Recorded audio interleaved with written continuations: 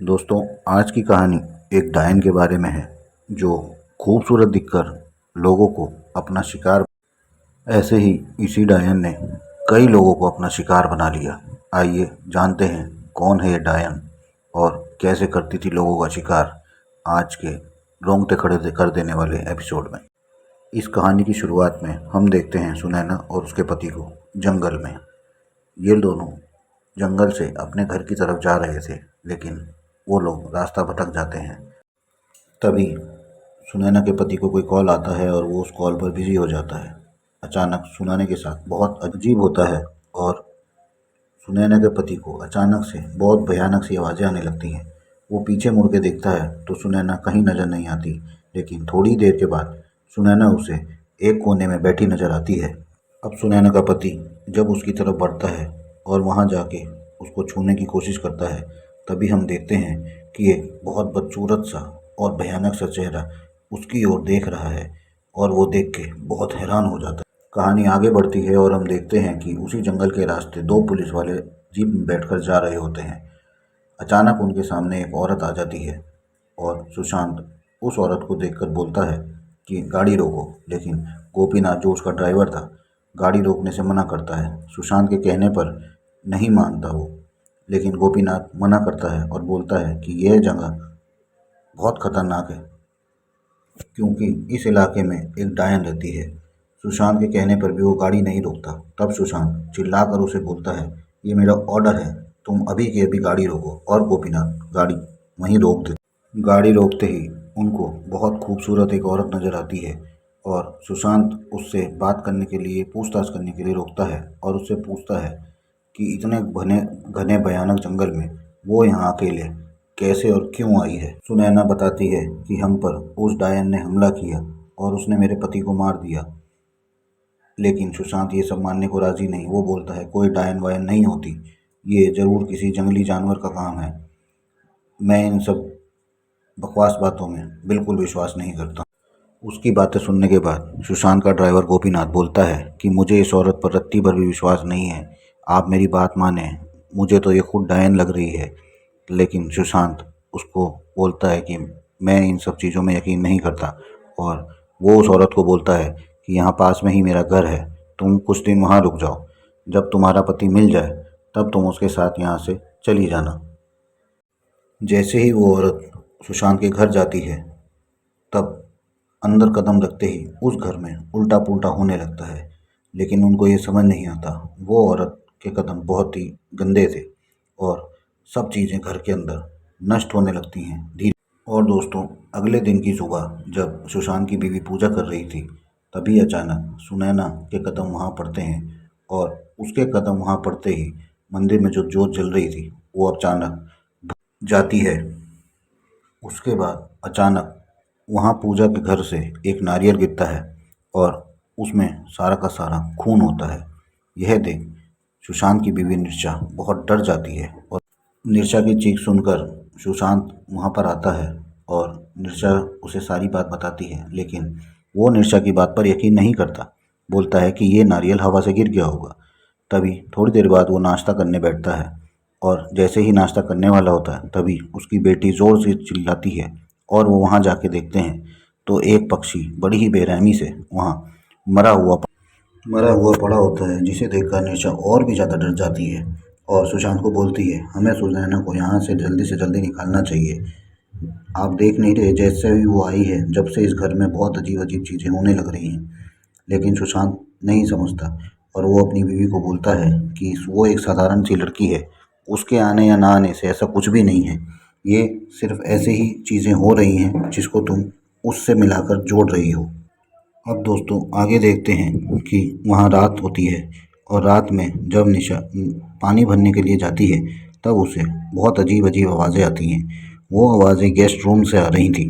तभी निरशा वहाँ जाती है और उस गेस्ट रूम के छेद से देखती है तो उसको वही औरत दिखती है, लेकिन बहुत ही भयानक शक्ल में। और वो औरत और कोई नहीं बल्कि खुद वो डायन थी जो उन्हें जंगल में मिली थी और जिसकी कहानी वहाँ मशहूर थी। यह सब देख निरशा बहुत डर जाती है और वहाँ से भागने लगती है, लेकिन वो डायन भी उसका पीछा करती है। तभी निशा अपने आप को एक कमरे में बंद कर लेती है और अपने पति सुशांत को कॉल मिलाती है, लेकिन उसका कॉल नहीं लगता। तभी वो गोपीनाथ को फ़ोन मिलाती है, जो उसका ड्राइवर था। गोपीनाथ को वो सारी माजरा बताती है कि जब से वो औरत आई है, जब से उसके घर में क्या क्या हो रहा है और उसने आज क्या देखा। तभी गोपीनाथ बोलता है, मुझे तो उस औरत पर पहले दिन से ही शक था, मैंने सुशांत जी को बताया भी था, पर वो नहीं माने। आप एक काम करो, उस डायन को जल्द से जल्द घर से बाहर निकाल के फेंको। तभी गोपीनाथ उसी जंगल के रास्ते जा ही रहा था, तभी वो डायन उस गोपीनाथ को बड़ी बेरहमी से वहीं मार देती है।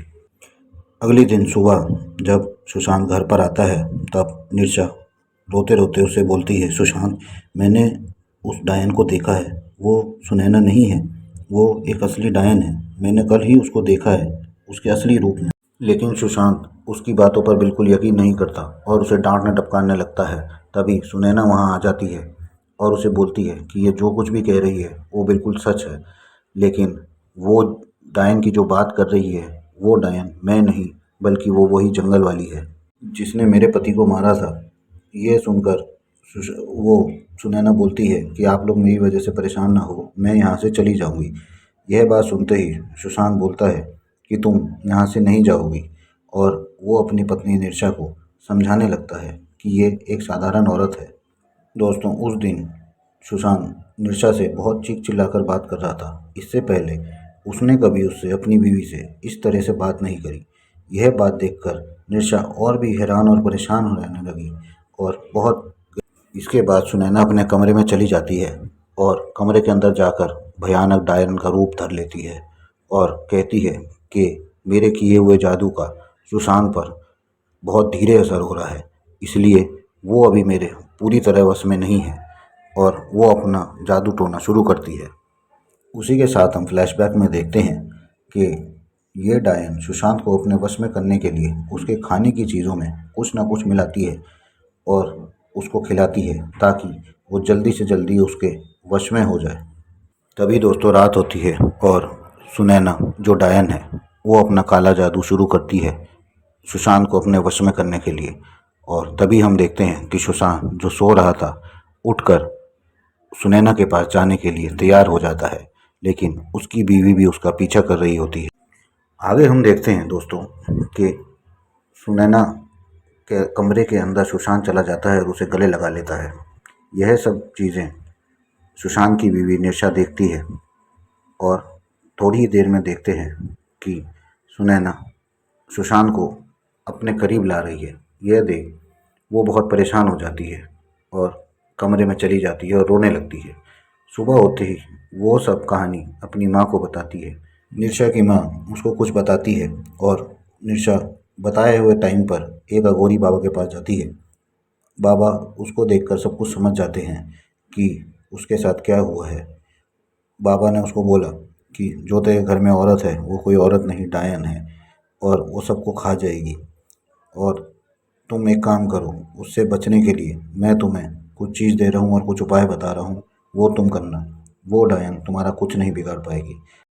इस धागे को अपने पति, खुद और अपनी बेटी को पहना देना। निशा अपने घर आ जाती है और आते ही सबसे पहले अपनी बेटी को ढूंढती है। बेटी को मिलने पर निशा सबसे पहले अपनी बेटी को वो धागा पहना देती है। तभी हम देखते हैं कि पीछे से सुनैना आ जाती है और सुनैना उसकी बेटी को अपने वश में करने के लिए अपना जादू मंत्र चलाती है, लेकिन वो पूरी तरह नाकामयाब होती है। गुस्से में आई हुई डायन सीधा अपने कमरे में जाती है और अपना जादू टोना शुरू कर देती है। देखते ही देखते वो सुशांत को अपने बस में कर लेती है। सुशांत जो पुलिस स्टेशन में बैठा अपनी नौकरी कर रहा था, तुरंत उठकर अपने घर पर आ जाता है और आकर बिना मतलब अपनी बीवी पे चिल्लाने लगता है और बोलता है कि कोई तुम मेरी बीवी नहीं हो, मेरी बीवी सुनैना है, तुमसे मेरा कोई रिश्ता नहीं है, आज के बाद मेरे पास भी मत आना। बात यहीं ख़त्म नहीं हुई। सुशांत ने अपनी बेटी और अपनी बीवी दोनों को अपने घर से निकाल दिया और बोला कि अब मैं सुनैना से शादी करूँगा, तुम लोग यहाँ से चले जाओ। सुनैना बहुत खुश होती है। तभी हम देखते हैं कि सुशांत की पत्नी और उसकी बच्ची अघोरी बाबा के पास चले जाते हैं। यह सब सुनकर अघोरी बाबा बड़े ही परेशान होते हैं और विश्वास नहीं यह सब सुनकर अघोरी बाबा बोलते हैं कि अगर उस डायन ने सुशांत से शादी कर ली तो सुशांत को बचाना बहुत मुश्किल हो जाएगा। तभी अघोरी बाबा निशा के साथ फैसला लेते हैं कि हमें तुरंत अभी के अभी यहाँ से सीधा सुशांत के पास जाना चाहिए। उधर दूसरे सीन में हम देखते हैं कि डायन ने पूरी तरह सुशांत को अपने वश में कर लिया था और अब वो उससे शादी करने। इधर हम देखते हैं कि सुशांत ने सुनैना को वरमाला पहना दी और सिंदूर भरने ही जा रहा था। तभी अचानक सुशांत की बीवी निशा ये रोक लेती है और तभी वो अघोरी बाबा उस डायन को अपने वश में करने के लिए बोलते हैं और निशा को बोलते हैं जो सो मैंने तुम्हें बोला है तुम जल्दी से जल्दी वैसे ही करो। तभी वो डायन उन बाबा को नुकसान पहुंचाने लगती है।